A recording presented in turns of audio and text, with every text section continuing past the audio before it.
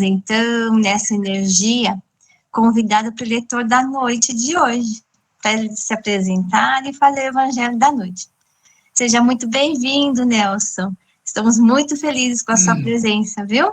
Fique à vontade para você se apresentar e você tem até às 21 horas, ok? Ok. Boa noite a todos. Dá para ouvir? Tá tudo bem? Tá ouvindo? Né? Sim, perfeito. Ok, meu nome é Nelson Taíra, eu sou da Casa Francisco de Assis, vizinho de vocês, não é isso? Pertinho que era de vocês, né? E lá na Casa Francisco de Assis a gente trabalha muito com crianças, né? Então, evangelização infantil, assim como vocês, quando estavam no Apóstolos, né? Tem um foco bastante grande em crianças, tá bom? Então, boa noite a todos, e hoje a gente vai falar no Evangelho do capítulo 13, né? Capítulo 12, amai os vossos inimigos. Essa passagem aqui é uma das passagens mais importantes do Evangelho, porque talvez um grau de dificuldade que todos enfrentam, né? Nesse Evangelho, porque é a raiz de todos os ensinamentos de Jesus. Então, eu vou dar uma leitura desse pequeno trecho em Mateus, né? Então, ele começa assim: ouvistes o que foi dito, amarás o teu próximo e odiarás o teu inimigo. Eu, porém, vos digo, amai os vossos inimigos e orai pelos que vos perseguem, para que vos torneis filhos do vosso Pai Celestes, porque ele faz nascer o sol sobre maus e bons, e vir chuvas sobre justos e injustos. Porque se amardes somente os que vos amam, que recompensas tereis? Não fazem os publicanos também o mesmo? E se saudardes somente os vossos irmãos, não fazem os publicanos também o mesmo? E se saudardes somente os vossos irmãos, que fazeis demais? Não fazem os gentios também? Portanto, sede vós perfeitos, como os perfeito é o vosso Pai.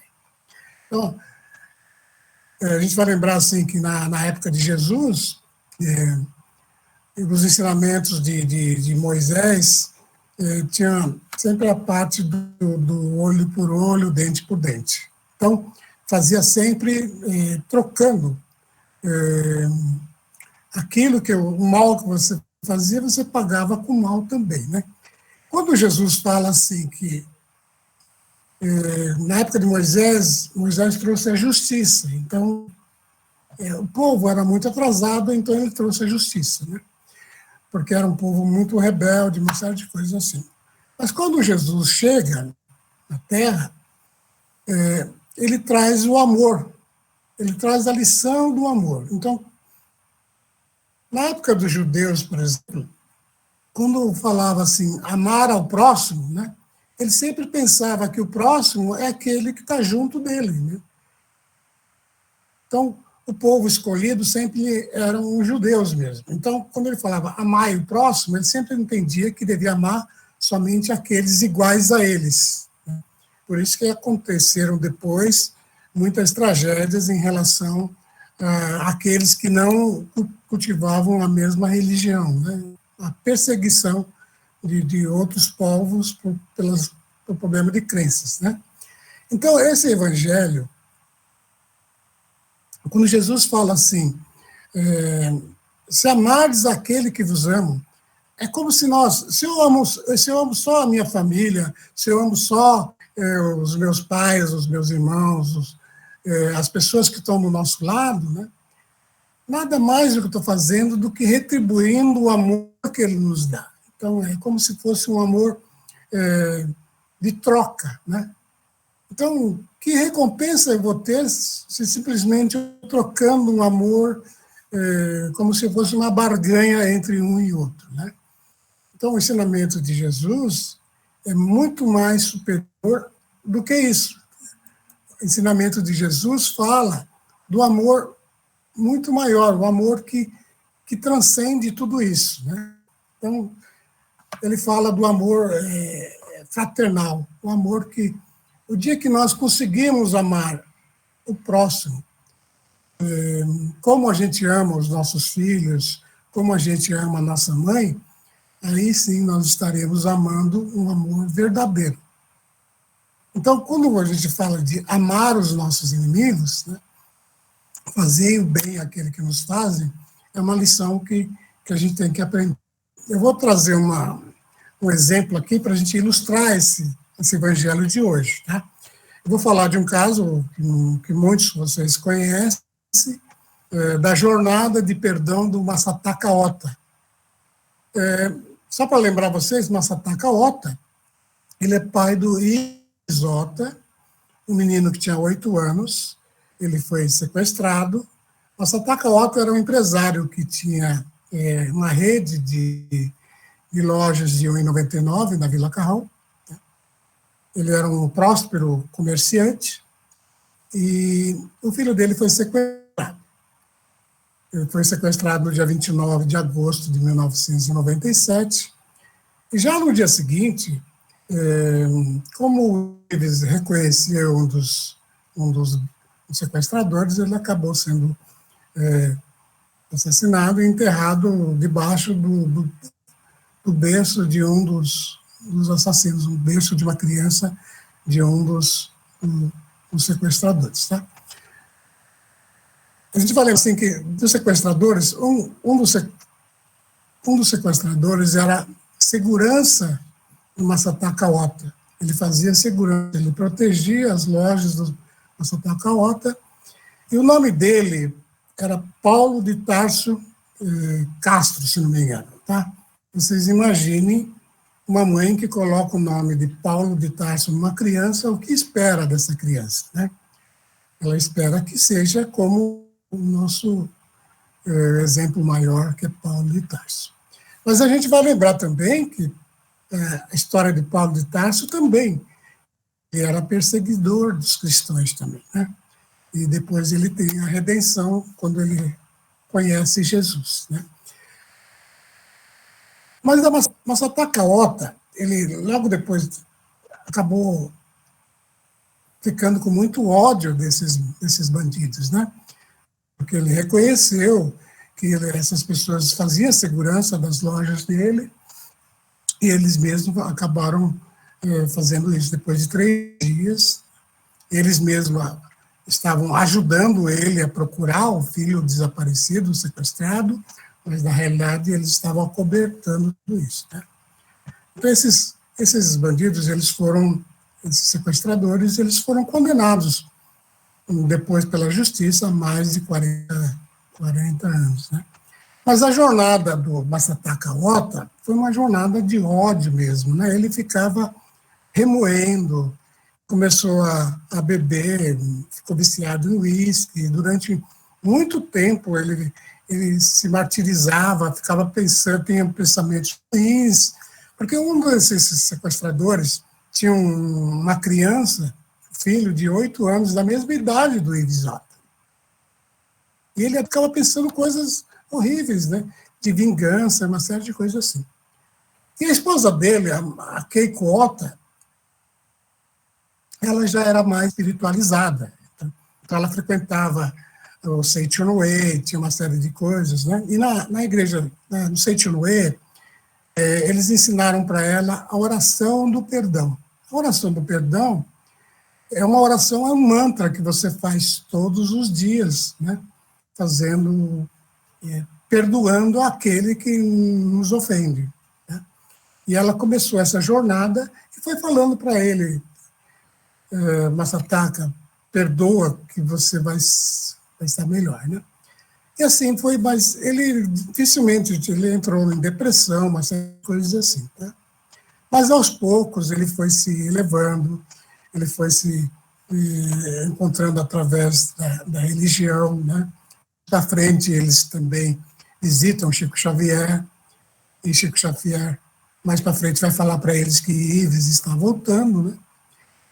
Mas a grande virada do Masataka Ota foi quando ele foi convidado pelo Fantástico a ficar frente a frente com seu inimigo. Né? Então, ele já, nessa época, já tinha fundado o movimento de paz do Ives Otta, né? E já tem a biografia do Ives Otta, um livro, né, que tinha essa oração do perdão. E ele fica frente a frente com um deles, né? Somente um deles quis se apresentar para ficar frente a frente com Massapaka Ota, né? Foi um dos rapazes que chamava Silvio, tá? Ele era policial e eles ficaram no presídio de Avaré. E ele, frente a frente comigo, ele chega a um ponto que ele fala assim, olha, eu perdoo você por aquilo que você fez, mas eu quero que você pague pela justiça agora, né, todos os anos de cadeia que você tem que pagar. Mas eu te perdoo, e para que o Ives tenha paz, ele perdoou, e quando ele perdoou, na frente da televisão, muitas vezes ele tinha feito isso porque estava de frente para a televisão e uma série de coisas, o Brasil inteiro assistindo, mas quando ele perdoa, ele sente um alívio enorme, aquela carga negativa que ele sentia no coração, ele se dissipa, né? Aquela coisa negra que estava dentro do teu coração, ela sai dele, então ele se sente muito mais livre, né, das energias que os amarrava. Porque quando você tem uma mágoa, ou quando você tem alguma coisa que você tem que, você não perdoou alguém, aquilo fica na sua mente, no seu coração, no seu inconsciente, e isso é como se fosse um ácido que vai corroendo a sua saúde, o seu coração, a sua energia e tudo mais. E você não progride, não desenvolve, você não consegue ir para frente. Então, essa jornada, quando ele fala do perdão, ele perdoa aqueles que fizeram mal ao filho dele, ele se sentiu muito aliviado, né? Aí acaba a entrevista e ele sai do presídio, e quando ele está saindo do presídio, olha, do lado do presídio existia um terreno baldio muito grande, cheio de mato, né? Ele olha para aquele terreno e fica pensando assim, aqui, nesse presídio, ficam mais de 1.000 detentos que não tem nada o que fazer durante o dia inteiro, né? Aí, Massapaka Ota, ele vai falar com o diretor do presídio, sugerindo que fizesse uma horta comunitária naquele terreno baldio, né? E ele se propõe a fazer essa horta comunitária, chamando os amigos dele e chamando as pessoas para ajudar a fazer essa horta comunitária. Esse projeto, logo depois que ele sai da prisão, ele iniciou esse projeto dessa horta comunitária, né? E o diretor do presídio trazia alguns presos para ajudar nessa horta comunitária. Então, Massapaka Ota, durante 2 anos e meio, ele cuidou dessa horta, ele foi lá, levava adubo, levava sementes e cultivava essa horta. E ele falava sempre assim, olha, esses presos, eles precisam de uma ocupação para poder melhorar, porque enquanto eles ficam somente sem fazer nada durante o dia inteiro, os pensamentos, eles vão sempre partindo para o mal. Então, nessa jornada, é isso que aconteceu. E ele, a partir desse instante, então, ele começou a ajudar as pessoas. Então, o exemplo de Massapaka Ota, ele não é uma pessoa como nós, como todos nós, né? Tem seus defeitos, uma série de coisas assim. Mas enquanto nós tivermos dentro de nós alguma mágoa, algum pensamento ruim, a gente não consegue se desenvolver. Então, quem tiver alguma coisa, a gente sempre pensa assim, quando a gente fala em perdoar os inimigos, a gente sempre pensa naquele grande inimigo. Mas nós estamos falando dos grandes inimigos. O nosso perdão nosso de cada dia nos dai hoje, né? Então, aquele perdão, aquela mágoa que você pratica durante o dia, uma palavra mal dada, aquilo que você fez sem querer, ou um olhar transpassado, ou uma pessoa que você ignorou durante o dia, todo esse perdão que Santo Agostinho fala para nós, que a gente deve, no final do dia, lembrar de tudo aquilo que nós fizemos durante o dia e perdoar. Então, é esse perdão que estamos falando. E quando você pratica o bem perdoando, né, você começa a conseguir amar o seu inimigo, porque você vai entender que ele é uma pessoa que tem um desenvolvimento inferior a você, né? É como se fosse, por exemplo, se alguém te faz mal, se um cachorro te faz mal e te morde, você não vai morder o cachorro, né? Porque você entende que o cachorro tem um desenvolvimento simplesmente de reação, de defesa contra alguém que agride, né? Então, é nesses casos. Então, nós temos que partir para o nosso perdão do dia a dia. A gente tem que se olhar essa lição de Jesus e a gente entender que o próximo são todos aqueles que nos rodeiam, de todas as raças, todas as religiões, e a gente tem que aprender a perdoar, aprender a compreender as pessoas como elas são. Ok? O Evangelho de hoje, colocar dentro do coração aquele perdão que nós temos que fazer todos os dias de nossa vida, ao amanhecer, ao anoitecer, e a gente revisando tudo aquilo que a gente tem que aprender. Tudo bem? São na hora, né? Tá tudo bem? Já está dando o horário. Ok, então. Obrigado a todos, é um prazer estar com vocês.